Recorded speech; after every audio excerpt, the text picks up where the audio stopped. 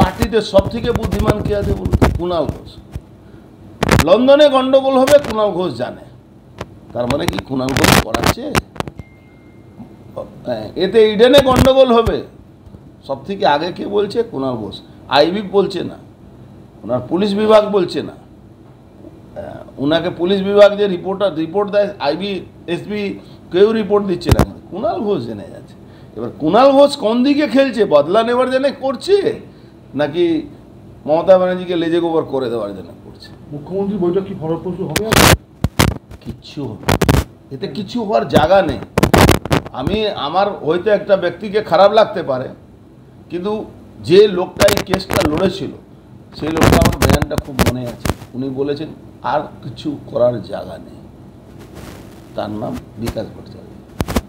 উনি বলেছেন কি এই ইস্যুতে আর কিছু করার জায়গা নেই। চাকরি হারা চাকরি ফিরে দেখুন, চাকরি হারা কিসের? কেউ পয়সা দিয়ে চাকরি নিয়েছে, আর কেউ লেখাপড়া করে চাকরি পেয়েছে।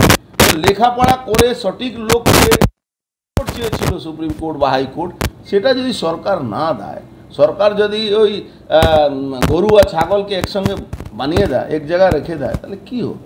এখানে মমতা ব্যানার্জিকে প্রশ্ন করা, ওই আমাদের ছোট ছোট ভাই বোনরা যারা এই চাকরি হারিয়েছে, মমতা ব্যানার্জিকে প্রশ্ন করা উচিত। এরা ট্র্যাপে যাতে না পড়ে। মমতা ব্যানার্জি এদেরকে কী জ্ঞান দেবে? মিথ্যা কথা, এই টানবে 9 মাস আমি তোমাদের চাকরি দিয়ে দেবো। ডিএ ইস্যুটা আসছে, আপনি দেখুন না, 10,000 টাকা দিতে হবে, মাইনা দিতে পারবে না মমতা ব্যানার্জি। এই রাজ্যের আয় কোথায়? এই রাজ্যে আর্নিং কিছু নেই।